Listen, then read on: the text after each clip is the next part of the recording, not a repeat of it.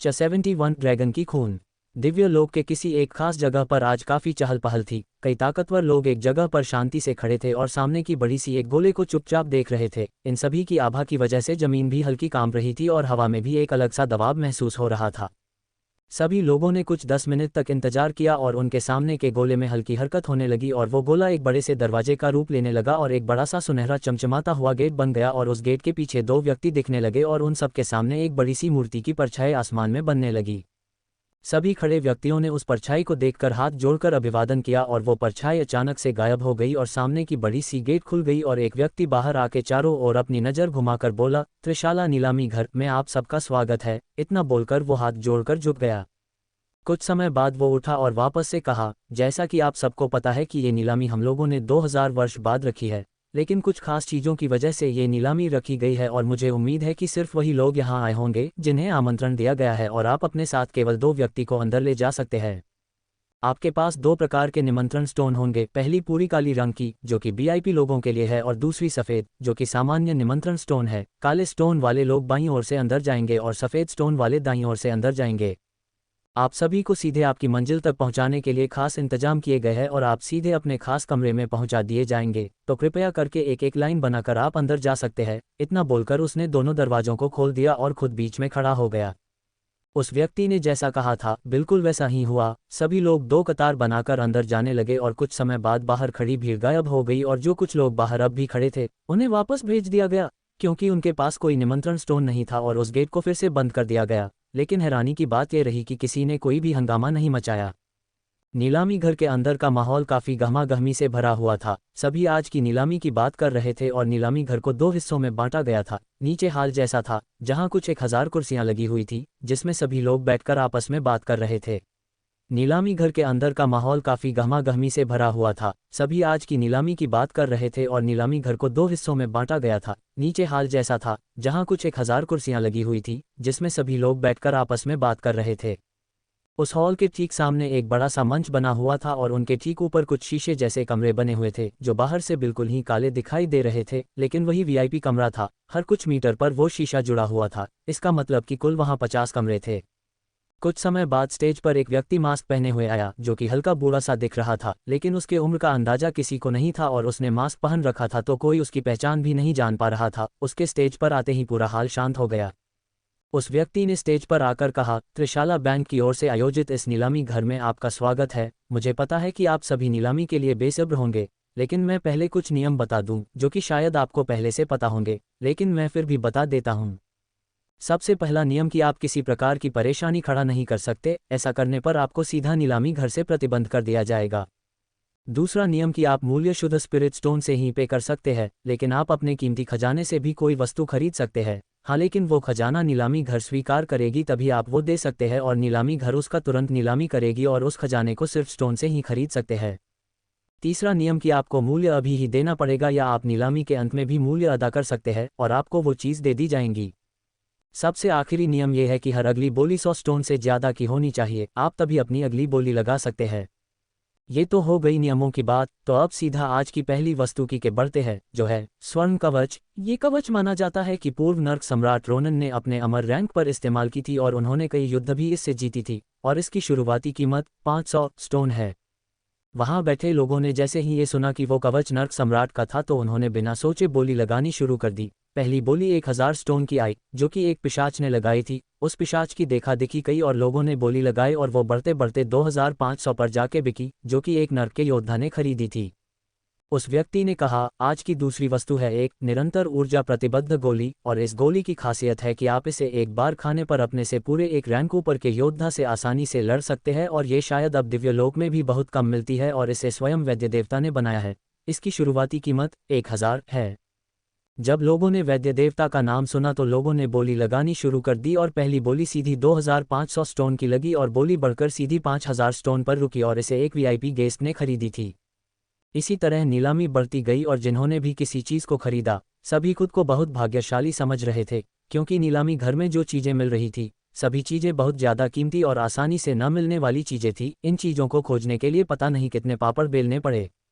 इन सब के बीच वीआईपी कमरे में एक मास्क पहने लड़की से उसके बगल वाले व्यक्ति ने पूछा, वैद्य देवता, आप अब तक किसी चीज पर बोली नहीं लगा रही है और उल्टा अपनी गोलियों को यूं खुलेआम बेच रही है। आपने तो गोलियां बेचना बंद कर दिया था। आपने तो स्वर्ग सम्राट तक को गोली नहीं दी थी, तो फिर आप आज ऐसा क्यों कर रही है? उस लड़की ने मास्क के अंदर से ही कहा, क्या तुम्हें पता है कि कुछ समय पहले अलवर सेन मेरे पास आया था और वो बहुत अलग सी चीजें मुझसे ले गया है और उन चीजों में पुनर्जन्म भी था। क्या तुम्हें लगता है कि अलवर सेन वो चीज खुद के लिए खरीदा होगा? वो व्यक्ति चौंकते हुए बोला, पुनर्जन्म मार्ग? आपने उसे दे दिया और अपने पूछा भी नहीं कि उसे वो क्यों चाहिए? और सबसे बड़ी बात, अलवर सेन को वो क्यों चाहिए? वो तो पहले से ही एक अमर साधक है। वो तो कुछ अलग गोलियां बनाने में इस्तेमाल की जाती है और इसके अलावा वो किसी काम की नहीं है। उस लड़की ने कहा, यही तो बड़ी बात है कि अलवर सेन पहले से अमर साधक है और उसे गोलियां बनानी नहीं आती, और उस अर्क से जो भी गोलियां बनती है वो बस कुछ खास लोगों को ही पता है। तुम्हें पता है कि वो लोग कौन है? उसने एक अलग ही टोन में ये सवाल पूछा था। वो व्यक्ति थोड़ा सोचते हुए बोला, उस अर्क से बनने वाली गोलियां एक तो आप बना सकती है, दूसरा आपकी छात्र देवी सुनंदा बना सकती है और तीसरा अमर साधक रोहिणी बना सकती है, और इसके अलावा तो कोई नहीं है जो उस अर्क से गोली बना सकता है। यहाँ तक कि उस अर्क से मैं भी गोली नहीं बना सकता, क्योंकि वो होती ही इतनी जहरीली। उस लड़की, या यूं कहे कि वैद्य देवता ने कहा, तुम भी चक्कर खा गए। हम तीनों के अलावा भी एक व्यक्ति ऐसा है कि जो उस अर्क से गोली बना सकते हैं, और वो अलवर सेन के खास भी है। मैं उनके लिए ही यहाँ आए हूँ। वो व्यक्ति अब थोड़ा कंफ्यूज हो गया और वहीं खड़े खड़े बड़बड़ाते हुए बोला, आप तीनों के अलावा कोई गोली बना सकता है और वो अलवर सेन से जुड़ा हुआ है? ऐसा कौन व्यक्ति है जिसकी गोली बनाने की समझ उस स्तर की है? ऐसा कौन है? ऐसा कौन है? तभी उसके दिमाग में एक जोरदार झटक लगा और वो उस लड़की की ओर देखते हुए बोला, नहीं, वो नहीं हो सकते। उस लड़की ने कहा, और तुम्हें उनके अलावा कौन लगता है कि उस अर्क के हिंसक ऊर्जा को संभाल सके? खुद स्वर्ग सम्राट भी उस ऊर्जा को नहीं झेल सकते। उनके अलावा कोई दूसरा हो ही नहीं सकता, और मेरी छात्र और रोहिणी के पास इतना अर्क है कि उन्हें अलवर सेन से मदद मांगने की जरूरत ही नहीं है। वो व्यक्ति लड़खड़ा गया और बोला, नहीं, ऐसा हो ही नहीं सकता। उनकी मौत हो गई है और वो कई हजार वर्ष पहले ही मारे जा चुके हैं। उस लड़की ने हल्के गुस्से में कहा, किसने कहा उनकी मौत हो गई है? स्वर्ग सम्राट ने, और तुम मान भी गए। क्या आज तक किसी ने उनका शव देखा है? क्या आज तक किसी ने उनकी वो तलवार देखी है? क्या आज तक किसी ने उनकी कुर्सी पर अपना हक जमाया है? तुम्हें नहीं पता है कि उनके साथ क्या धोखा किया गया है? वो व्यक्ति डरते हुए बोला, नहीं, ये सब तो नहीं हुआ है, लेकिन वो इतने वर्षों से कहाँ है? आपको भी नर्क की हालत का पता है। आपने तो खुद देखा है। यदि वो जीवित है तो उनका साथ क्यों नहीं देते? मुझे पता है कि स्वर्ग सम्राट की बातों पर विश्वास नहीं किया जा सकता, लेकिन पूरी दिव्यलोक तो उन्हें मृत ही मानती है न। वो लड़की थोड़ी देर के लिए खामोश हो गई और फिर बोली, जो भी हो, लेकिन मुझे लगता है कि पूरे दिव्यलोक में कुछ बहुत बड़ा होने वाला है, और मैं चाहती हूँ कि मैं इस बार सच का साथ दूँ, न कि पिछली बार की तरह गलत की ओर रहूँ। और मुझे लगता है कि महाराज रोनन अब भी हमारे बीच है। मैं बस इसलिए यहाँ आई हूँ, मुझे कोई चीज़ खरीदने का शौक नहीं है। तुम बस शांति से यहाँ खड़े रहो।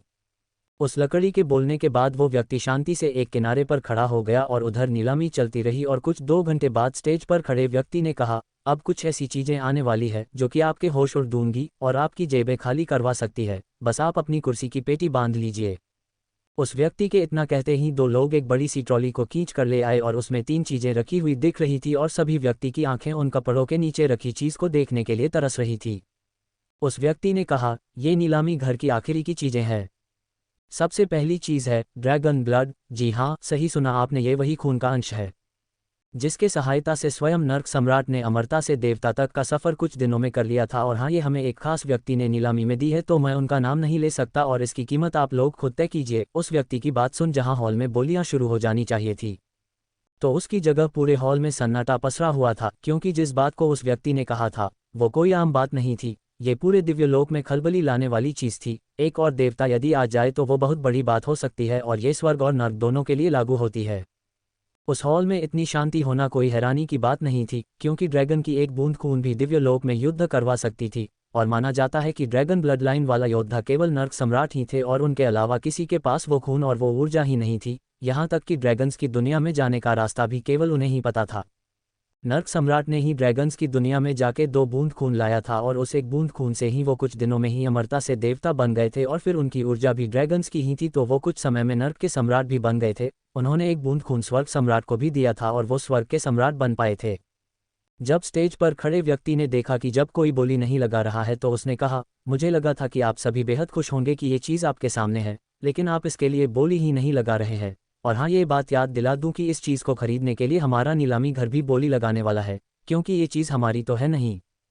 जब लोगों ने ये बात सुनी तो सभी वापस होश में आए और बोली शुरू हुई, और सबसे पहली बोली सीधी 10 लाख स्पिरिट स्टोन की लगी और फिर अगली बोली उसकी दुगुनी 20 लाख की लगी और बोली बढ़ती ही गई। कई बड़े विप लोग भी बोली लगाने लगे और बोली अब 50 लाख से भी ऊपर निकल गई थी और बोली थमने का नाम नहीं ले रही थी।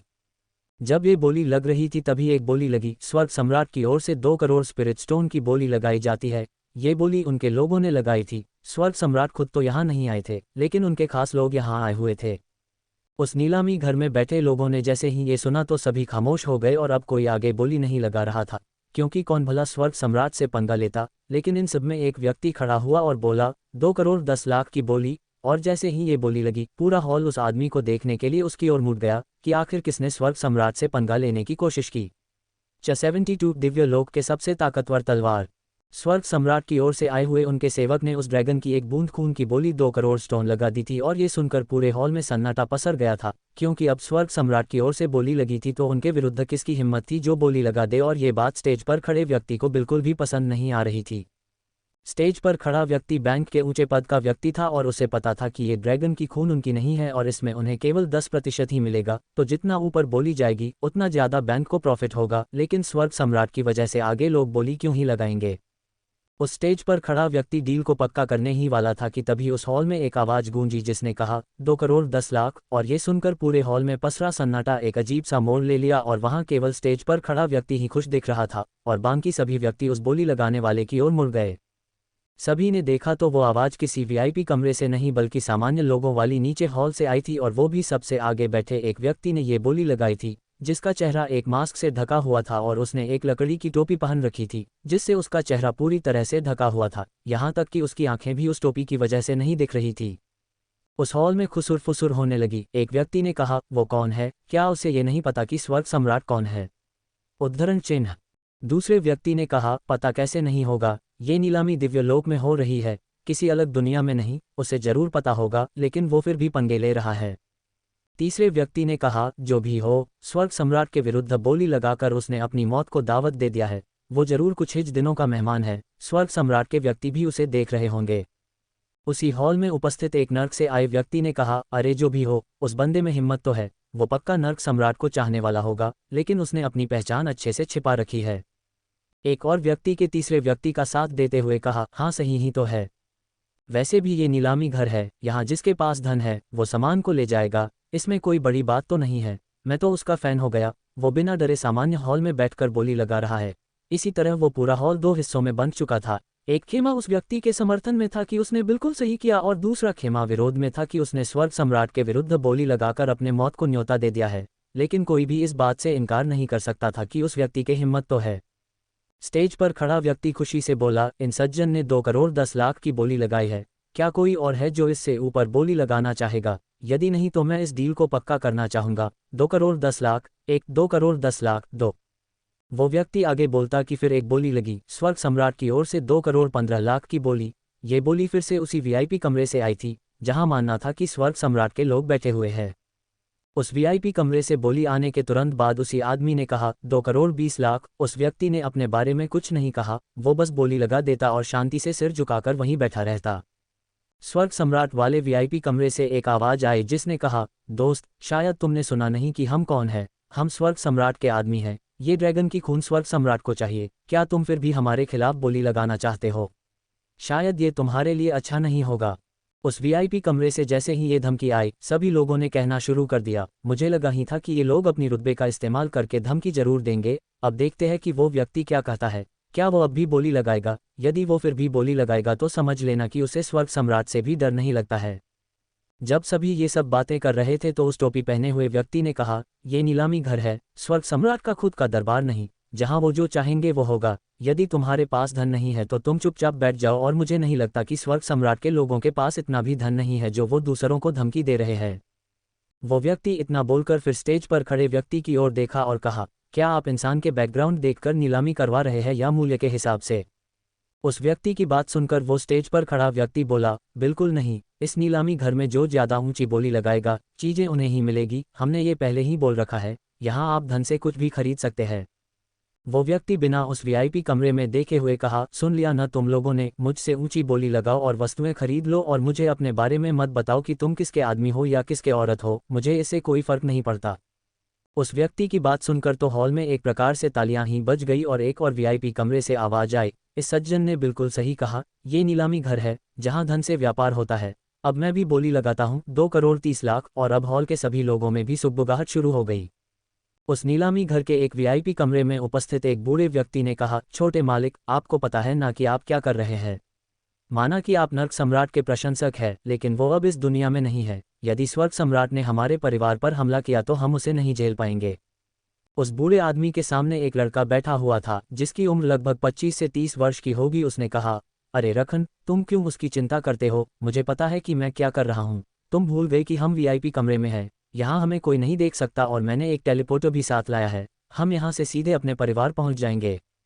मैं तो स्वर्ग सम्राट के लोगों के गुस्से को और भड़काना चाहता हूँ ताकि वो कोई गलत कदम उठा ले और नीलामी घर उन्हें प्रतिबंधित करार कर दे, और मुझे लगता है कि वो टोपी वाला आदमी भी यही चाहता है। वो कौन है मुझे नहीं पता, लेकिन मुझे लगता है कि वो व्यक्ति स्वर्ग सम्राट से नहीं डरता है, तभी तो वो सामान्य हॉल में बैठा है। तुम बस देखते जाओ। वहीं उस जगह के एक और वीआईपी कमरे में कुछ लोग बैठे थे जिन्होंने सफ़ेद रंग की पोशाक पहनी थी और उनके कंधों और सीने पर सूर्य का चिन्ह बना हुआ था, और वो सभी जिसमें दिख रहे थे। और उनमें से एक व्यक्ति गुस्से से बोला, कौन है वो टोपी वाला, मुझे उसकी पूरी जानकारी चाहिए, उसकी हिम्मत कैसे हुई हमें चैलेंज करने की। इस तरह तो हमारा इतने वर्षों से बनाया हुआ डर खत्म हो जाएगा, और मुझे लगता है कि उसके पास अथाह धन है, तभी तो वो इतनी बड़ी बोली लगा रहा है। उसके बारे में जल्द से जल्द पता लगाओ, मुझे वो किसी भी कीमत पर चाहिए। यदि वो और बेइज्जती करेगी तो मैं अभी जाके उसे सबक सिखा दूंगा। उसी के पास खड़े एक व्यक्ति ने कहा, देवता वरुण, क्या आप भूल गए हैं कि हम अभी नीलामी घर में हैं। आप ऐसी कोई भी हरकत नहीं कीजिएगा, वरना हम नीलामी घर से प्रतिबंधित किए जा सकते हैं। यदि ऐसा हुआ तो हम सभी चीज़ें नहीं खरीद पाएंगे।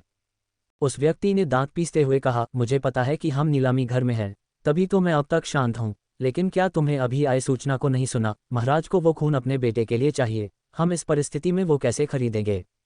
उस कमरे में उपस्थित तीसरे व्यक्ति ने कहा, आप बोली लगाते रहिए, उसका धन कभी न कभी तो खत्म होगा। ऐसा तो नहीं है कि उसके पास हमसे ज्यादा धन होगा, वो स्वर्ग सम्राट की छवि खराब करने के लिए ऐसा कर रहा होगा। बोली जैसे आगे ऊंची जाएगी वो खुद ही रुक जाएगा। उस व्यक्ति की बात सबको सही लगी और पहले वाला व्यक्ति अपना गुस्सा पीते हुए बोला, स्वर्ग सम्राट की ओर से 3 करोड़ स्टोन की बोली, मुझे लगता है कि इससे ऊपर कोई बोली नहीं लगाने वाला है। वो व्यक्ति इससे आगे कुछ बोलता कि उस टोपी वाले व्यक्ति ने कहा, 4 करोड़। इतना बोलकर वो चुप हो गया। बोली पहले जहां लाख के हिसाब से बढ़ रही थी अब सीधे करोड़ों में बढ़ने लगी, और इतने धन से तो किसी की भी पॉकेट हिल जाए। लेकिन वो टोपी वाला तो एकदम शांत दिख रहा था। अब स्वर्ग सम्राट की ओर से आए व्यक्ति ने गुस्से से कहा, क्या तुम्हारे पास इतना धन है भी जो तुम इस तरह बोली बढ़ाते जा रहे हो? तुम्हें पता है न कि झूठी बोली लगाने पर उससे दुगुने धन नीलामी घर को देने पड़ते हैं। ये बात सुनकर फिर से हॉल में बहस छिड़ गई। एक ने कहा, हाँ, मैंने इस नज़रिए से तो सोचा ही नहीं, यदि उसके पास इतना धन नहीं हुआ तो उसे तो बैंक का गुलाम बनना पड़ सकता है।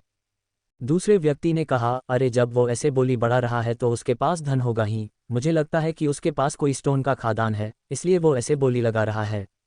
उस स्टेज पर खड़े व्यक्ति ने उस टोपी वाले को शक भरी नज़रों से देखते हुए कहा, माननीय अतिथि, मैं आप पर शक नहीं करना चाहता, लेकिन क्या आपके पास इतना धन है न, अन्यथा आपको जुर्माना देना पड़ सकता है। उस टोपी वाले व्यक्ति ने हंसते हुए कहा, मुझे स्वर्ग सम्राट के लोगों से ऐसी ही उम्मीद थी कि वो कोई नीच हरकत करेंगे, लेकिन मैं अपने धन दिखाने से पहले ये पूछना चाहूँगा कि क्या वो लोग अब आगे बोली नहीं लगाने वाले हैं। यदि ऐसा है तभी मैं अपना धन दिखाऊंगा, अन्यथा बेवजह अपनी धन दिखाना अच्छी बात नहीं है ना। इतना बोलकर वो सीधा उसी वीआईपी कमरे में देखने लगा जहाँ से स्वर्ग सम्राट की ओर से बोली लग रही थी। उस कमरे से आवाज आई, हाँ, हम अब आगे बोली नहीं लगाएंगे, तुम सारा धन अदा कर दो और वो खून की बूंद ले जाओ।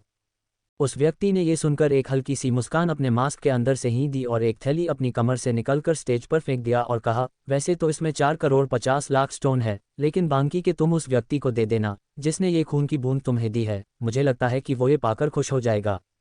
उस मैच पर खड़े व्यक्ति ने लपक कर वो थैला पकड़ लिया और अपनी अंतर्दृष्टि से उसमें झांकने लगा और फिर हल्की हैरानी से झुककर उस टोपी वाले व्यक्ति से कहा, मुझे माफ़ कीजिएगा, जो मैंने आप पर शक किया वो परिस्थिति कुछ ऐसी थी, और हाँ, मैं आपके बचे धन को जरूर उस व्यक्ति तक पहुंचा दूंगा, ये मेरा वादा है।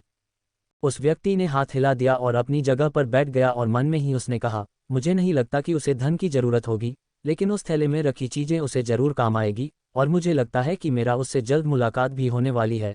इस समय मैं उसके साथ लड़ूंगा, चाहे मुझे दिव्यलोक को एक बार और तबाह करना पड़े। कुछ लोग खुद को भगवान समझ बैठे हैं। तुम बस जल्दी आ जाओ, मुझे कई हजार वर्षों से कोई अच्छा पार्टनर प्रैक्टिस के लिए नहीं मिला है। उस व्यक्ति की सोच से अनजान स्टेज पर खड़ा व्यक्ति हंसते हुए बोला, माफ कीजिएगा, लेकिन अब ड्रैगन की खून इन सज्जन को दी जाती है, क्योंकि स्वर्ग सम्राट के लोगों ने ये बात किया था और मुझे उम्मीद है कि वो अपने वचन पर खड़े उतरेंगे। इतना कहकर उसने उस खून की बूंद उस टोपी वाले व्यक्ति को दे दी और किसी ने चू शब्द तक नहीं कहा और अब नीलामी आगे बढ़ गई। उस स्टेज वाले व्यक्ति ने कहा, अब नीलामी के केवल 2 आखिर वस्तु बची हुई है। दूसरी वस्तु के बारे में तो आप सब ने सुना ही होगा और मुझे उम्मीद है कि आप सब उस चीज़ के लिए ही यहाँ आए भी है। तो बिना समय गंवाए मैं आपके सामने पेश करता हूँ ये किस्मती हीरा, और मुझे लगता है कि इसके बारे में मुझे बताने की भी ज़रूरत नहीं है और पहले की तरह इसकी भी कीमत मैं आप पर ही छोड़ता हूँ। वो हीरा देखकर लोगों ने पहली बारी की तरह बिना देरी किए हुए बोली लगानी शुरू की। 10 लाख, 20 लाख, 30 लाख, 50 लाख और इसी तरह बोली बढ़ती रही और अब तक 1 करोड़ तक उसकी बोली पहुंच चुकी थी। और अब जाके वीआईपी कमरे में बैठे लोग भी बोली में कूद गए और उनकी वजह से कीमत बहुत तेजी से बढ़ रहा था और अब तक उसकी कीमत 2 करोड़ 90 लाख तक पहुंच गई थी।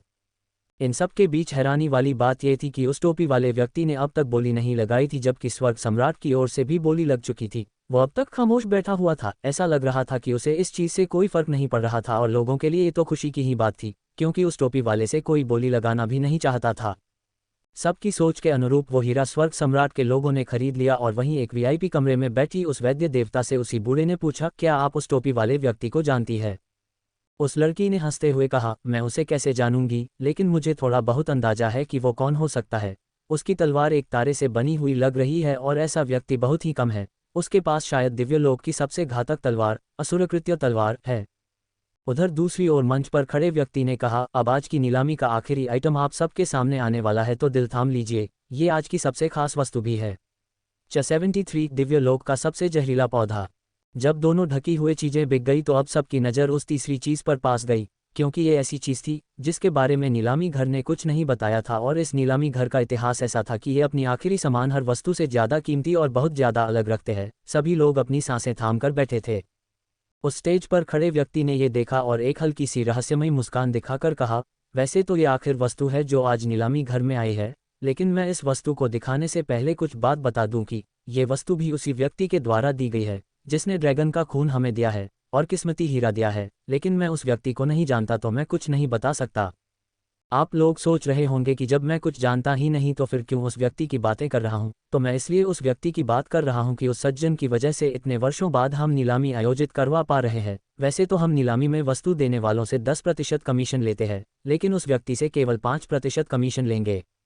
उस स्टेज पर खड़े व्यक्ति की बात सुनकर लोग आपस में बात करने लगे। एक बोला, हाँ सही है, वैसे भी त्रिशाला नीलामी घर वैसे भी कई वर्षों से नहीं खुला था, आज उस व्यक्ति की वजह से ही तो खुला है, तो नीलामी घर इतना तो कर ही सकती है।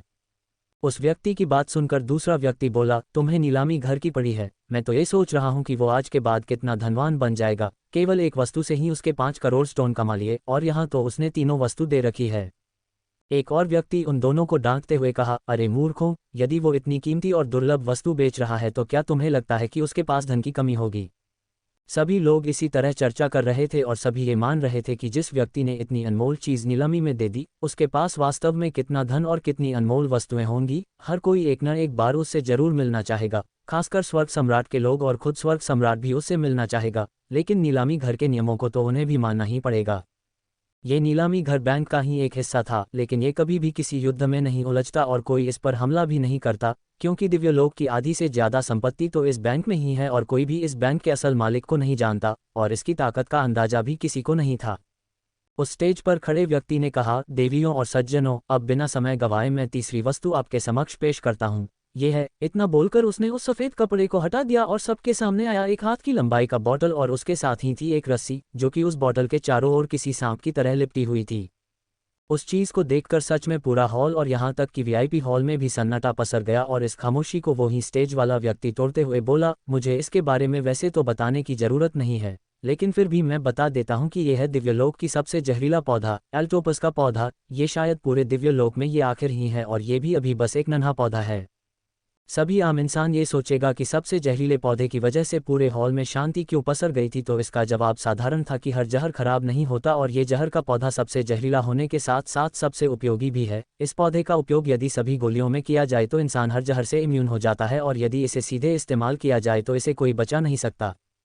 एल्टोपस का पौधा दिव्य लोक में पहले कई सारे मिलते थे, लेकिन वो सभी अचानक से गायब हो गए और वो किसने किया किसी को नहीं पता। इसके पेड़ जहाँ लगे होते हैं वहाँ और कोई पेड़ नहीं उगता और इसके जहर का कोई इलाज नहीं है, इसलिए ये पौधा जिस किसी के भी पास होगा वो दिव्य लोक पर किसी से भी नहीं डरेगा। उस स्टेज पर खड़े व्यक्ति ने कहा, इसकी विशेषता तो आप सबको तो पता ही होगी, तो मैं सीधा मुद्दे की बात करता हूँ कि आप अब बोली लगानी शुरू करें। उस व्यक्ति के तुरंत बोलने के बाद तो लोगों की बोली की एक लंबी कतार लग गई। सबसे पहली बोली ही सीधे 1 करोड़ स्टोन्स की लगी और बोली बढ़ती गई और सबसे अंत में स्वर्ग सम्राट के वीआईपी कमरे से आवाज आई, 7 करोड़ स्टोन। ये पौधा स्वर्ग सम्राट के अलावा किसी के पास नहीं होना चाहिए, अन्यथा दिव्यलोक का शक्ति संतुलन बिगड़ जाएगा, इसलिए ये हमें लेने दीजिए। एक व्यक्ति शायद उस वीआईपी कमरे से बोली लगने के इंतजार में था और वो इस भाषण को सुनने के बाद बोला, 8 करोड़ स्टोन्स। और बस अब पूरा हॉल उस व्यक्ति को देखा जो कि वही पहले वाला टोपी वाला आदमी था। इस बार लोगों को ज्यादा हैरानी नहीं हुई, क्योंकि ये व्यक्ति पहले भी ऐसा कर चुका है। स्वर्ग सम्राट वाले वीआईपी कमरे में वहीं एक मुख्य कुर्सी पर बैठा व्यक्ति दांत पीसते हुए कहा, ये मेरी अच्छाई को भी नहीं देख पा रहा है। मैं वो पौधा सबके भले के लिए लेना चाह रहा हूँ, यदि वो किसी गलत हाथों में लग गया तो बहुत भारी नुकसान हो सकता है। और वो व्यक्ति अब भी बोली लगा रहा है। वो अपने वीआईपी कमरे से ही बोला, 10 करोड़ स्टोन्स। दोस्त, मैं ये पौधा सबकी भलाई के लिए खरीद रहा हूँ। ये स्वर्ग सम्राट के पास होने से आम लोगों को किसी प्रकार का नुकसान नहीं पहुँचेगा। तुम्हें ये तो पता होनी चाहिए ना। हम तुम पर कैसे विश्वास कर ले कि तुम इस पौधे का कोई गलत इस्तेमाल नहीं करोगे। वो टोपी वाला व्यक्ति उसके सभी बातों को अनसुना करके बोला, 11 करोड़ स्टोन। उस टोपी वाले के हाव भाव से लग रहा था कि उसने उन लोगों की बातों को सुना तक नहीं। वो तो बस एक मकसद लेकर आया था कि उसे जो चीज़ खरीदनी है तो वो चीज़ खरीदनी है। उस व्यक्ति की लापरवाही देखकर अब कुछ लोग उसके इस एटीट्यूड पर सवाल उठाने लगे। एक ने कहा, सही ही तो कहा था उन सेवकों ने, ये पौधा स्वर्ग सम्राट के अलावा कौन झेल सकता है, यदि आगे जाके कुछ ऊंच नीच हो गई तो। दूसरा व्यक्ति बोला, हाँ वही तो, उसे इस बार जिद नहीं करनी चाहिए थी। वो बेवजह बालहट कर रहा है और पता नहीं क्यों उसके धन खत्म नहीं हो रहे हैं। वो क्या किसी 10-5 देवता को लूट कर आया है। इस बार लोग स्वर्ग सम्राट के सेवकों के साथ थे और कुछ लोग तो उस टोपी वाले को वो पौधा न लेने के लिए भी बोल रहे थे। स्वर्ग सम्राट के सेवकों ने ये देखकर हल्की सी मुस्कान दी। उन्हें इस चीज़ की ही उम्मीद थी। लोग भले स्वर्ग सम्राट से डरते हो, लेकिन खतरनाक मुश्किलों से लड़ने के लिए भरोसा भी उन पर ही करते हैं, और यही उस टोपी वाले के साथ हो रहा था। उन्हें अब यकीन था कि अब वो टोपी वाला पीछे हट जाएगा, तो उन्होंने कहा, 11 करोड़ 50 लाख स्टोन। उस टोपी वाले ने उनके सोच के विपरीत कहा, 12 करोड़ स्टोन। वो टोपी वाला इतना बोलकर चुप हो गया और फिर कहा, मुझे रत्ती भर भी फर्क नहीं पड़ता कि लोगों की क्या सोच है और मैं कैसे इस पौधे को संभालूंगा। ये मुझे पता है, तो कोई भी स्वर्ग सम्राट का कुत्ता मुझे ज्ञान नहीं दे तो अच्छा रहेगा। वो भी अब उब चुका था। बेवजह के लोग बोली लगाने की जगह ज्ञान दिए जा रहे थे। उस टोपी वाले की बात से काफ़ी लोगों को गुस्सा आया, लेकिन वो कुछ बोल न सके और बस इस इंतजार में थे कि कब ये इंसान इस नीलामी घर के स्पेस से बाहर निकलेगा और कब इसकी मौत सबके सामने होगी। वैसे भी स्वर्ग सम्राट के सेवक तो इसका हिसाब किताब करने ही वाले थे। जब उस व्यक्ति ने बोली लगाई तो उसके बाद किसी ने बोली नहीं लगाई और स्टेज पर खड़ा व्यक्ति उससे सभी स्टोन लेकर उसे वो पौधा दे दिया और वो व्यक्ति उस पौधे को अपने पास रख लिया और वापस अपने सीट पर बैठ गया, क्योंकि अब तक नीलामी घर ने नीलामी के अंत के बारे में नहीं कहा था और ये एक व्यवहार भी था। उस स्टेज पर खड़े व्यक्ति ने जब आखिरी चीज़ चली गई तो कहा, वैसे तो नीलामी खत्म हो चुकी है, लेकिन इस बार नीलामी घर को भी कुछ चीज़ें चाहिए, तो हमने उन वस्तुओं की एक लिस्ट को बाहर के दरवाजे पर लगा दिया है। यदि आपके पास वो चीज़ें हैं तो आप नीलामी घर को वो सभी चीज़ें भेज सकते हैं और आज की नीलामी यहीं खत्म होती है और हम आपसे मिलेंगे अगली बार। इतना बोलकर वो व्यक्ति झुक गया। वहीं दूसरी ओर सभी वीआईपी कमरे में वो ही लिस्ट पहुंचा दिया गया और कुछ चीज़ें आसानी से मिल गई और कुछ चीज़ें अब भी बच रही थी। वैसे तो सभी चीज़ें बहुत आम सी थी, लेकिन उसके विवरण बहुत अलग थे। जैसे कि कुछ चीज़ें जीवित चाहिए तो कुछ हजारों वर्ष पुरानी, और नीलामी घर वस्तुओं की जाँच तुरंत कर सकता था, तो धोखे की बात ही नहीं थी। वो टोपी वाला व्यक्ति अभी नीलामी घर से नहीं गया और वो स्टेज पर खड़े व्यक्ति से कुछ बात किया और उसके साथ चला गया और सभी ये चीज़ देखते रह गए, क्योंकि उन्हें उम्मीद थी कि वो जल्द से जल्द निकल जाएगा। स्वर्ग सम्राट के सेवक भी ये देखकर खुश थे और उन्होंने आपस में कहा, मुझे लग रहा है कि वो अभी नीलामी घर से नहीं निकलेगा। दूसरे व्यक्ति ने कहा, हाँ लगता तो कुछ ऐसा ही है, हम बाहर में उसका इंतजार करेंगे और उसे वहीं से पकड़कर सीधे सम्राट के पास ले जाएंगे, नहीं तो हमें सम्राट जीवित नहीं छोड़ेंगे। एक तो उनकी जरूरी चीज़ नहीं मिली है और उनका दोषी भी गायब हो जाएगा, तो मौत तो पक्की है। वहीं दूसरी ओर वो टोपी वाला व्यक्ति एक वीआईपी कमरे के पास गया और दरवाजे को खटखटाया और एक बूढ़े ने उस दरवाजे को खोला और उसके पीछे वही लड़की यानी कि वैद्य देवता बैठी थी, जो उस टोपी वाले को देखकर थोड़ी हैरान थी, लेकिन वो फिर भी अपना संयम बनाए हुए थी। उस बूढ़े ने टोपी वाले को अंदर बुलाया और वो व्यक्ति एक कुर्सी पर बैठ गया और उस लड़की ने कहा, आप कौन है और आपको मुझसे क्या काम है? मुझे नहीं लगता कि हम पहले कहीं मिले हैं। उस टोपी वाले व्यक्ति ने कहा, मुझे पता है कि तुम मुझे नहीं जानती हो, पर मैं तुम्हें अच्छे से जानता हंस, वैसे मैं तुम्हें कुछ देने आया हूँ। इतना बोलकर उस व्यक्ति ने वही एक टोपस का पौधा निकालकर वहां टेबल पर रख दिया। वो लड़की हैरान होते हुए बोली, आप मुझे इतनी कीमती चीज़ दे रहे हैं, क्या आपको मुझसे कुछ चाहिए? वैसे मैं कुछ देने की स्थिति में नहीं हूँ। यदि आप किसी प्रकार की गोली बनवाना चाहते हैं तो मैंने गोली देना कब का छोड़ दिया है, तो आप ये पौधा रख लीजिए। वो व्यक्ति हंसते हुए बोला, अरे नहीं, मैं ये पौधा तो बस यूं ही देना चाहता हूँ, एक तोहफे के रूप में। एक समय तुम्हारे एक दोस्त ने मेरी जान बचाई थी और वो शायद तुम्हारे हाथों से बनाई हुई गोलियों के वजह से हुआ था, और मैं वही एहसान आज चुकाना चाहता हूँ। उस लड़की ने अचंभित होते हुए कहा, मेरे दोस्त ने आपकी जान बचाई थी, लेकिन मेरा कोई ऐसा दोस्त है ही नहीं। आप क्या स्पष्ट रूप से कह सकते हैं कि आप किसकी बात कर रहे हैं? वो व्यक्ति बोला, वैसे वो तुम्हारा दोस्त ही है, पर तुम उसकी फिक्र मत करो, तुम्हें समय रहते सब कुछ पता चल जाएगा। तुम बस इस पौधे को संभाल कर रखना, ये थोड़ा अलग किस्म का पौधा है, और हमारी मुलाकात जल्द होगी। इतना बोलकर वो व्यक्ति वहां से उठ गया और बाहर जाने लगा। उस लड़की ने कहा, मैं नहीं जानती कि आप किसकी बात कर रहे हैं, लेकिन ये पौधा देने के लिए धन्यवाद, और मैं आपको ये बताना चाहूंगी कि कई लोग आपका इस नीलामी घर के बाहर इंतजार कर रहे हैं। आप चाहे तो पीछे वाला रास्ते से जा सकते हैं, या नहीं तो मेरे पास एक रूप परिवर्तन गोली है, उसका इस्तेमाल करके निकल सकते हैं। वो व्यक्ति हंसते हुए बोला, मेरी फिक्र करने के लिए धन्यवाद, लेकिन ये नमूने मेरा कुछ नहीं कर सकते। हाँ, यदि भुवन प्रताप होता तो मैं थोड़ा सोचता भी, लेकिन इन मच्छरों के लिए मुझे सोचने की भी जरूरत नहीं है। इतना बोलकर वो व्यक्ति वहां से चला गया। वो लड़की और कमरे में बैठा बूढ़ा दोनों उसकी आखिरी लाइन सुनकर हैरान थे, क्योंकि जिस व्यक्ति का नाम उसने लिया था वो कोई और नहीं, स्वर्ग सम्राट भुवन प्रताप थे, जिनका नाम सिर्फ नर्क सम्राट ले सकते थे, और उनके अलावा ऐसा उनके पीठ के पीछे भी कोई नहीं कर सकता था। ये बात पूरे दिव्यलोक में प्रतिबंधित था। हाँ, ऐसा कोई नियम नहीं था, लेकिन हर कोई इस चीज को मानता था। वो व्यक्ति सीधा वहां से बाहर निकल गया, और वो स्पेस से बाहर जाने से पहले उस लिस्ट को एक बार देखा और बस सिर हिलाते हुए वहां से निकल गया और नीलामी घर के स्पेस के बाहर अपना पहला कदम रखा। उस व्यक्ति ने जैसे ही अपना पहला कदम बाहर रखा तो उसने देखा कि कई सैनिक और भयानक आभा वाले लोग अपने अपने हथियार के साथ वहीं खड़े हैं, और एक व्यक्ति उनमें से आगे आते हुए बोला, तुम्हें चुपचाप हमारे साथ चलना चाहिए, तुमने सम्राट के आदेश की अवहेलना की है। यदि तुम ऐसा नहीं करोगे तो हमें ठोस कदम लेने पड़ेंगे और तुम्हें जबरदस्ती यहाँ से ले जाना पड़ेगा। अब आगे फैसला तुम्हारा है, तुम दोनों में से किस चीज़ को चुनते हो? वो टोपी वाला व्यक्ति हंसते हुए कहा, अच्छा, तो आज मेरे हाथों इतने सारे लोग मरने वाले हैं, लेकिन कोई नहीं, वैसे भी मैंने कई वर्षों से किसी को मारा नहीं है। इतना बोलकर उसने अपनी तलवार पर हाथ रखा और फिर 74 स्वर्ग सम्राट के सैनिकों की मौत।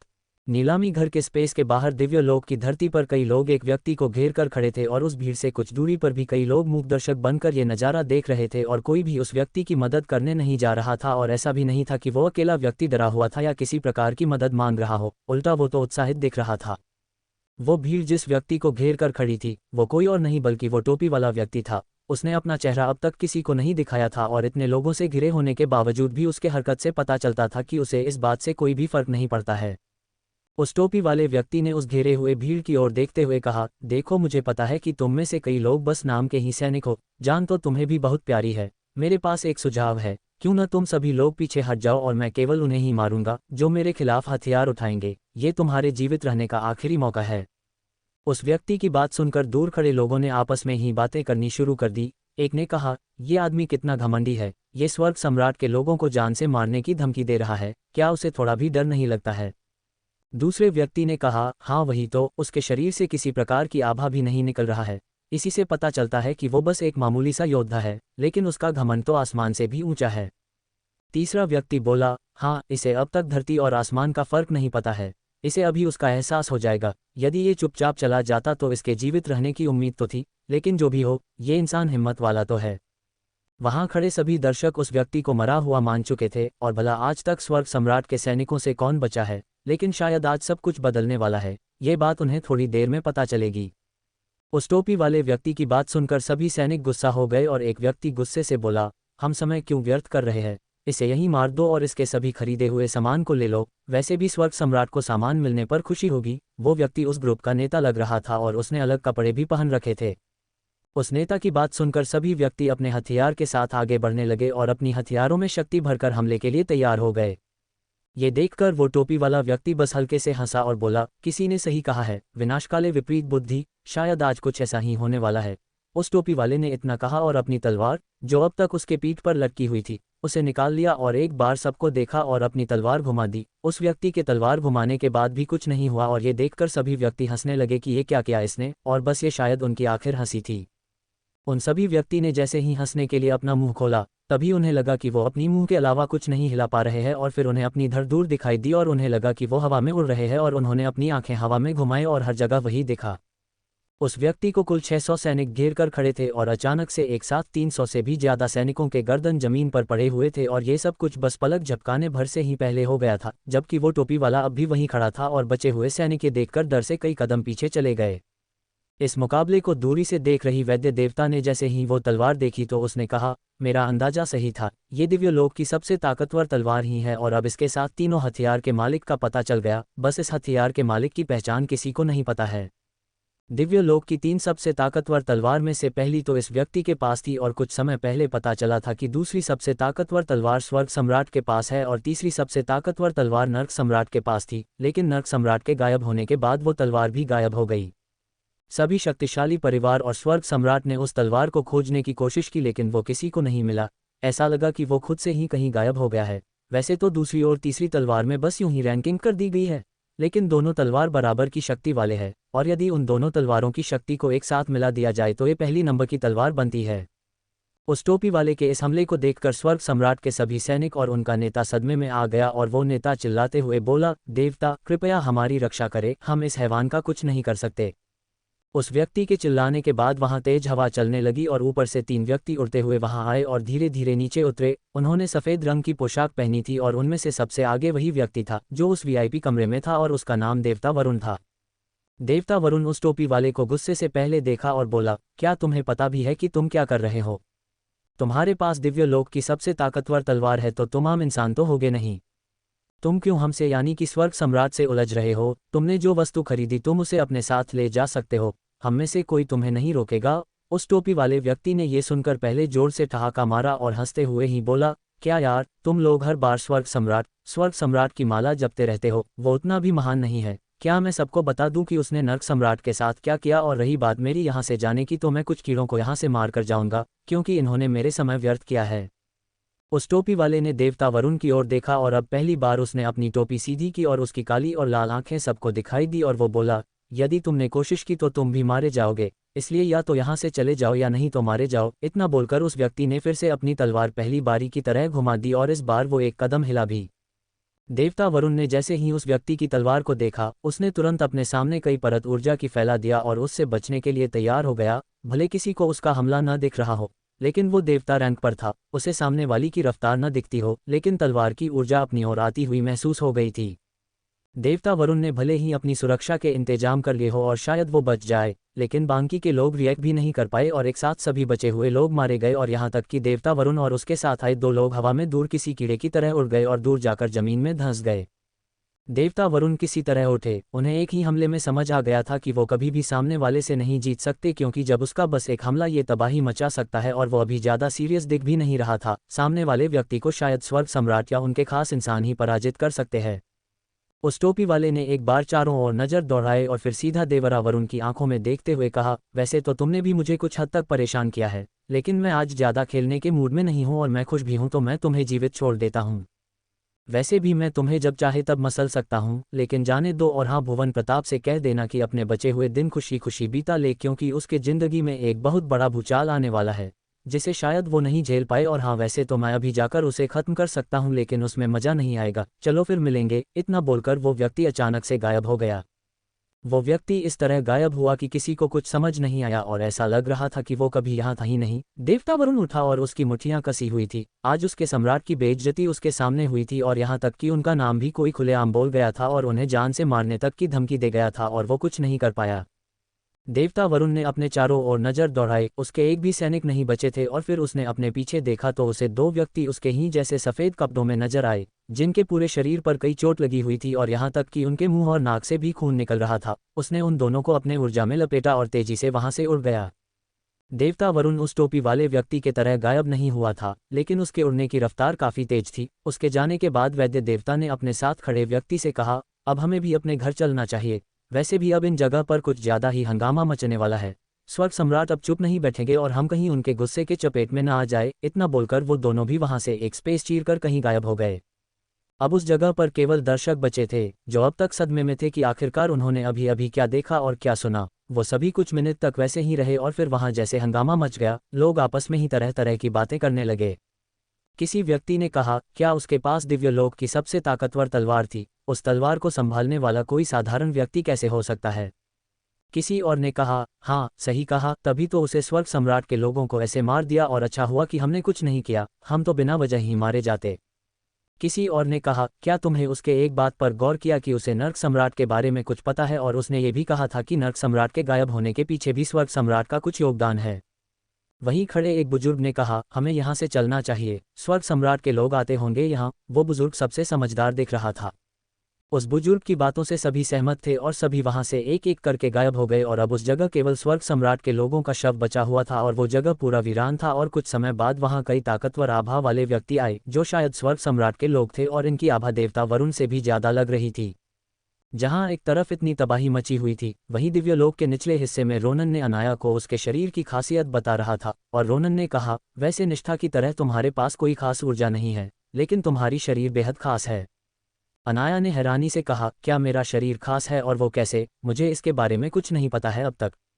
रोनन ने हंसते हुए कहा, तुम्हें कैसे पता चलेगा? एस्लोन की ऊर्जा इतनी निम्न स्तर की थी कि तुम आजीवन अपनी शरीर की खासियत नहीं जान पाती। चलो मैं तुम्हें बताता हूँ, तुम्हारा शरीर एक आइस बॉडी है। ये एक बेहद ठंडी ऊर्जा जैसी शरीर होता है। इसे जगाने के लिए तुम्हें उसकी खास जगह पर जाना होगा।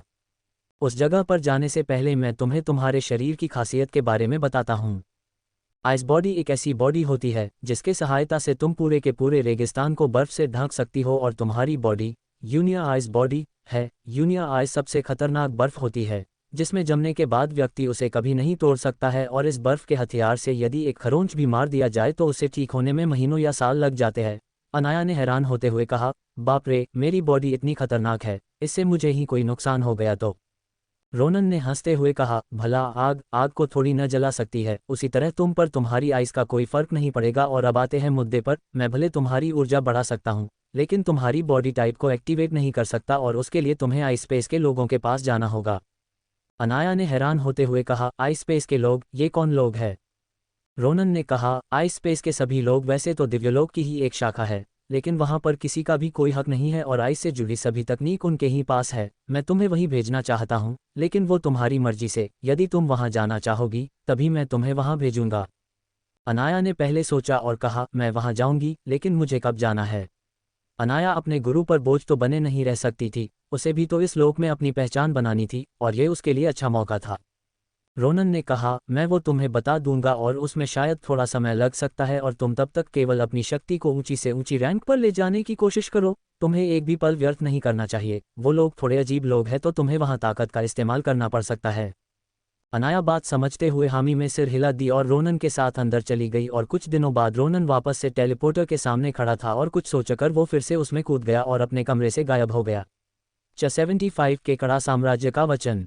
रोनन ने जैसे ही उस टेलीपोर्टर में छलांग लगाया, उसके कमरे में वापस से सन्नाटा पसर गया और रोनन उस जगह से कहीं दूर किसी रेगिस्तान में आकर खड़ा हो गई। उसके चारों ओर ऊंचे ऊंचे रेत के टीले बने हुए थे और दूर दूर तक कहीं भी इंसान का बसेरा नहीं दिख रहा था और वहां केवल उड़ती हुई रेत दिख रही थी।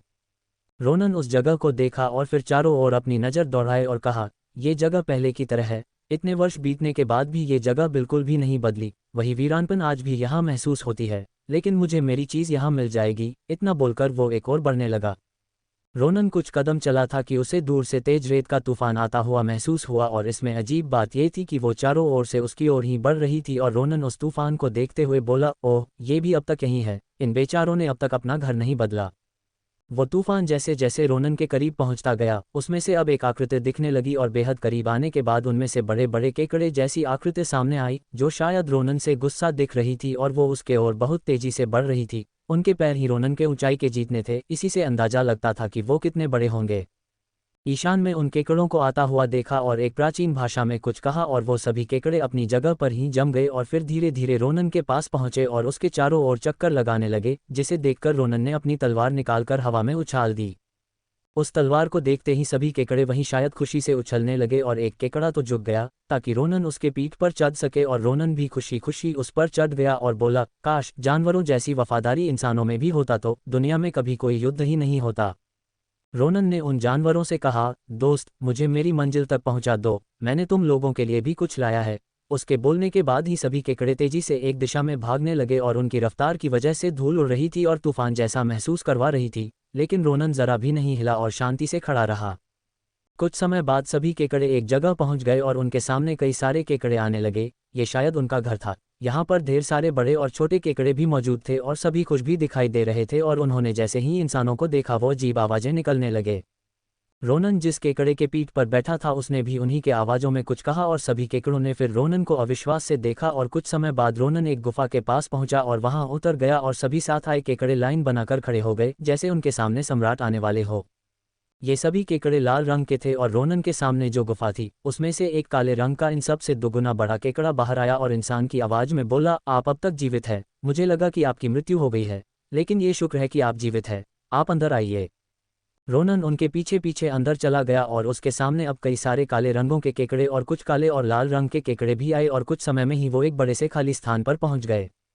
रोनन ने पहल की और कहा, वैसे तो मेरी एक तरह से मौत ही हो गई थी, लेकिन एक भले इंसान ने मेरी मदद की और मैं आज आप लोगों के सामने खड़ा हूँ। मुझे खेद है कि मैं अपने वचन को पूरा नहीं कर पाया और आप सबको इस वीराने से आज़ाद नहीं करवा पाया। इतना बोलकर उसने हाथ जोड़ लिए। ये देखकर उस काले केकड़े ने कहा, नर्क सम्राट को हम जैसे मामूली से जीव के सामने हाथ नहीं जोड़ना चाहिए। हमें पता है कि आपके साथ बहुत कुछ हुआ है और हमें आपके वचन टूटने का कोई दुख नहीं है। हमें उम्मीद थी कि कोई ना कोई हमारे पास जरूर आएगा और हमारी मदद करेगा, और आज आप खुद आ गए। रोनन ने हल्की लाचारी से कहा, मैं अभी नर्क सम्राट छोड़िए, मैं अभी स्वर्ग या नरक लोक जाने के लायक भी नहीं हूँ। मैं तो यहाँ आपसे कुछ बात करने आया था और अपने वचन टूटने के बदले कुछ चीजें देने आया था। इतना बोलकर रोनन ने अपने पास से 2 बोतल निकाली और हैरानी की बात थी कि उसमें बस कुछ काली काली ऊर्जा तैरती हुई दिख रही थी। उस काले केकड़े ने उस बोतल को देखते हुए कहा, क्या ये सौर ऊर्जा है? ये क्या आपने अपनी ऊर्जा इसमें डाली है? और ये आपके अभी के रैंक से नहीं मिलती है, आपको ये कहाँ से मिला? और ये बहुत कीमती है, हम इसे नहीं ले सकते। वो काला केकड़ा इस ऊर्जा के महत्व को जानता था। उस सौर ऊर्जा को यदि किसी कमरे में छोड़ दिया जाए तो वो पूरा कमरे अगले 100 वर्षों तक दिव्यलोक की ऊर्जा से भी ज्यादा ऊर्जावान रहेगा और उसमें अभ्यास करने वाले दुगुनी तेजी से तरक्की करेंगे और 2 बोतल से तो उस कमरे में 4 गुना तेजी से अभ्यास हो सकता है। रोनन ने वो बोतल आगे बढ़ाते हुए कहा, नहीं, मुझे लगता है कि आपको इसकी ज़रूरत अभी ज़्यादा है। वैसे भी मैं अभी उस ऊर्जा का सही से इस्तेमाल नहीं कर सकता, मेरी रैंक अभी बहुत कम है, तो मेरे इस छोटे से तोहफे को इनकार मत कीजिए। उस काले केकड़े ने वो बोतल ले लिया और कहा, मैंने आपके चीज़ों को संभाल कर रखा है और मुझे नहीं लगा था कि आपको उनकी ज़रूरत पड़ने वाली है, लेकिन मुझे लगता है कि अभी आपको उन चीज़ों की ज़रूरत है, इसलिए शायद आप यहाँ आए हैं। क्या मैं सही कह रहा हूँ?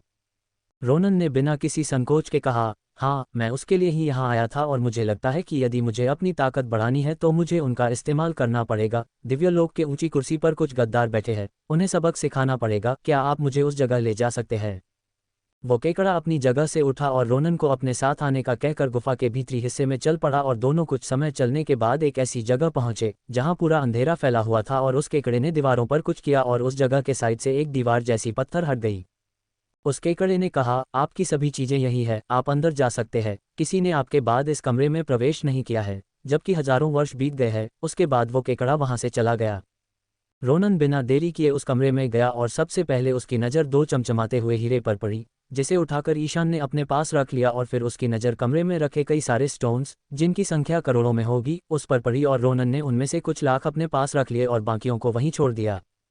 रोनन की नज़र फिर अंत में एक बक्से पर पड़ी और वो उसके पास जाकर उसे खोला और गोलियों की हल्की खुशबू उसके नाक में पहुंच गई और उसके सामने 2 बोतल पड़ी थी जिसमें 4 गोलियां थी और सभी बेहद खास दिख रही थी और रोनन ने दोनों को अपने पास रख लिया और कमरे से बाहर आ गया। उस कमरे से बाहर निकलकर रोनन सीधा उस हॉल में पहुंचा जहां अभी भी सभी केकड़े थे और रोनन ने उस केकड़े से कहा, मैंने उस कमरे से अपनी ज़रूरत की सभी वस्तुओं को ले लिया है और बाकी की सभी आपके कबीले के काम आ सकती है और इस बार मैं अपने वचन को नहीं टूटने दूंगा। उस केकड़े ने कुछ नहीं कहा और ईशान के सामने एक टेलीपोर्ट लाकर रख दिया और कहा, हमें आपका इंतजार रहेगा। वैसे आप यहाँ वापस कभी भी आ सकते हैं, इस बार आपको कुछ ज़्यादा संघर्ष करना पड़ सकता है, दिव्यलोक की स्थिति कुछ खास नहीं है। रोनन ने सहमति में सिर हिलाया और उस टेलीपोर्टर में कूद गया और वहां से गायब हो गया और वापस से शैतानी घाटी के जंगलों में पहुंच गया और फिर से उसी सराय में गया और स्टोन देकर उसने कमरे को कुछ दिनों के लिए बुक कर लिया। उस कमरे में जाने के बाद रोनन ने दोनों हीरों को अपने सामने निकाला और एक हीरे को तुरंत निगल लिया, जिस वजह से उसके पूरे शरीर में ऊर्जा का बवंडर उठने लगा और वो ध्यान में चला गया। कितना समय बीत गया उसे नहीं पता चला और उसने इस बार ज़्यादा धन दिए थे तो कोई उसे परेशान करने भी नहीं आया। रोनन जो अब तक दिव्य योद्धा के रैंक पर था, उसकी शक्तियां बढ़ने लगी और समय बीतने के साथ ही वो कई रैंक को पार कर चुका था और वो अमरता के बेहद करीब पहुंच चुका था और बस उस रैंक से थोड़ी ही दूरी पर था। और ये सब कुछ उस हीरे का कमाल था। वो हीरा कोई मामूली हीरा नहीं, बल्कि उसमें कई सारे देवताओं की ऊर्जा को संघनित किया गया था और कोई आम योद्धा उस हीरे की ऊर्जा को इस तरह समाहित नहीं कर सकता था। लेकिन रोनन ने ये पहले भी किया था तो उसे ज़्यादा असर नहीं हुआ और कुल 20 दिनों बाद उसने अपनी आंखें खोली। रोनन के आंख खोलते ही उसकी आंखें चमक उठी और उसके शरीर में एक ऊर्जा का तूफान उठा और कुछ समय में शांत हो गया और वो कमरे में फिर से बैठकर अपने रैंक को पक्का करने लगा। कुछ 25वें दिन रोनन के कमरे में किसी ने दस्तक दी और रोनन ने दरवाज़ा खोला और रोनन ने उसे अंदर बुला लिया और कहा, क्या सभी चीज़ें मिल गई? अलवर सेन ने कहा, हाँ सभी चीज़ें मिल गई और एक आई स्पेस का व्यक्ति 2 महीने बाद आपसे मिलने आएगा, लेकिन आपके इन सामानों की वजह से पूरे दिव्यलोक में हड़कंप मच गया है। रोनन ने हंसते हुए कहा, हाँ तो वो चीज़ें भी तो साधारण नहीं थी, सभी चीज़ें एक से बढ़कर एक थी। चलो वैसे तुम्हें कुछ और बताना है क्या? अलवर सेन ने कहा, दिव्यलोक में हड़कंप आपके सामान के वजह से नहीं बल्कि एक व्यक्ति की वजह से मची थी, जिसने एक ही हमले में स्वर्ग सम्राट के योद्धाओं का कत्लेआम मचा दिया और सब बीच दिव्यलोक में बहुत सी चीज़ें हुई है। रोनन ने बात में रुचि लेते हुए कहा, ऐसा क्या हो गया जो दिव्यलोक में हड़कंप मच गया? क्या तुम विस्तार से बता सकते हो? अलवर सेन ने हैरानी से कहा, क्या आपको कुछ नहीं पता है? क्या आप इतने समय किसी गुफा या जमीन के नीचे रह रहे थे? रोनन अब उसे कैसे बताता कि वो दिव्यलोक के निचले हिस्से में था। वो अपना पता तब तक नहीं बता सकता था जब तक उसे खुद पर विश्वास न हो। तो उसने कहा, तुम्हारे जाने के बाद मैं समाधि में चला गया था और कुछ 2 दिनों पहले ही बाहर आया हूँ, इसलिए मुझे कुछ नहीं पता है। तुम बताओ कि क्या हुआ? अलवर सेन ने उसे बताना शुरू किया कि सबसे पहले एक खतरनाक आभा ने पूरे दिव्यलोक को हिला दिया और उसका कोई भी कारण अब तक नहीं पता चला। रक्षक मूर्ति ने भी इस बारे में बताने से साफ इनकार कर दिया है। अलवर सेन ने कहा, हाँ, और वो लड़की जो खुद को नर्क सम्राट की बेटी बता रही थी, वो स्वर्गलोक की कैदीगृह से अचानक से कहीं गायब हो गई है। उसे पूरे दिव्यलोक में ढूंढा गया, लेकिन उसका कोई सुराग नहीं है। वो हवा में कहीं गायब हो गई है। उस वजह से उसके बारे में पूरे दिव्यलोक की तलाशी भी चल रही है। रोनन ने खुद से ही मन में कहा, ओ तो वो लड़की गायब हो गई है और वो भी स्वर्गलोक के कैदीगृह से। ये तो आश्चर्य की बात तो है, लेकिन अब मैं भी उससे नहीं मिल पाऊंगा। आखिर उससे कुछ सवाल जो पूछने थे। अलवर सेन ने कहा, ये सब तो बहुत आम सी बात है, लेकिन एक व्यक्ति ने स्वर्ग सम्राट के कई व्यक्तियों को एक हमले में ही मार दिया और यहाँ तक कि देवता वरुण को भी घायल कर दिया। ये सबसे ज़्यादा आश्चर्य, और इसी वजह स्वर्ग सम्राट के लोग हर जगह बिना मतलब के कुछ भी कर रहे हैं। रोनन ने कहा, अच्छा ऐसा कौन आ गया जो स्वर्ग सम्राट के लोगों को मारकर गायब हो गया? क्या तुम उसका विवरण दे सकते हो? अलवर सेन ने कहा, वो एक लंबी सी टोपी पहनता है और उसने अपने चेहरे को ढक रखा है और उसके पास दिव्यलोक की पहली तलवार भी है। रोनन ने अपने दिमाग पर जोर डाला और उसे ऐसा कोई व्यक्ति याद नहीं आया और उसने बात को इग्नोर कर दिया। अलवर सेन को तभी कुछ याद आया और वो रोनन को एक स्पेस थैला देते हुए बोला, ये थैली में कुछ स्टोन है जो उस व्यक्ति ने तुम्हारे लिए दिया है और कहा है कि वो तुमसे मिलने के लिए बेकरार है। रोनन ने वो थैला लिया और उसमें अपने हाथ डालकर देखा और उसे वहाँ कुछ लाख स्टोन मिले और जैसे ही वो हाथ बाहर निकलने वाला था कि तभी उसकी हाथ एक चीज़ से टकरा गई और उसने एक जगह फॉर्मेशन पाया और वो फॉर्मेशन उसे बहुत जाना पहचाना लगा। रोनन ने तुरंत उस फॉर्मेशन को तोड़ दिया और उसने अंदर से एक तलवार निकाला और उसे बाहर लाकर देखा और उसे देखते ही वो जोरों से हंसने लगा और हंसते हुए ही बोला, अच्छा तो ये अब तक जिंदा ही है और उसे पहली तलवार भी मिल गई है। वो अब तो पूरा पागल हो गया होगा। अलवर सेन को तो पहले वो तलवार देखकर झटका लगा, क्योंकि उसके नीलामी घर ने इस थैले की जांच की थी तो उसे केवल वहां सिक्के मिले और अब उसमें से एक तलवार निकल आए और अब उसे रोनन पर शक होने लगा कि कहीं ना कहीं उसे उस टोपी वाले के बारे में पता है। तभी तो वो उस तलवार को देख के पागलों की तरह हंसने लगा। अलवर सेन ने थोड़ी हिम्मत करते हुए पूछा, क्या आप उस व्यक्ति की जानते हैं? आपकी प्रतिक्रिया देखकर लगता है कि आप उसे जानते हैं। कौन है वो व्यक्ति? रोनन ने अलवर सेन को देखते हुए कहा, वैसे ये जानने का हक तुम्हें नहीं है, लेकिन चिंता मत करो, तुम उस व्यक्ति को जल्द जान लोगे और अभी उसका सही समय नहीं है। वैसे तुम्हारे लिए एक काम और है, तुम वैद्य देवता से मेरी मुलाकात तो करवा ही सकते हो। अलवर सेन ने थोड़ा सोचते हुए कहा, वैसे तो वो अभी किसी से नहीं मिलती है, लेकिन आपने नीलामी घर को जितना फ़ायदा दिया है, मैं एक बार कोशिश जरूर करूंगा। आगे आप ही उन्हें संभालना। कैसे जानता है रोनन उस टोपी वाले व्यक्ति को? क्यों वैद्य देवता से मिलना चाहता है वो? क्या वचन था केकड़ा साम्राज्य का? जानने के लिए पढ़ते रहें रोनन किंग ऑफ हेल्प का अगला chapter. Please join the my Telegram channel, link in description, and please subscribe my channel. Thank you, bye bye.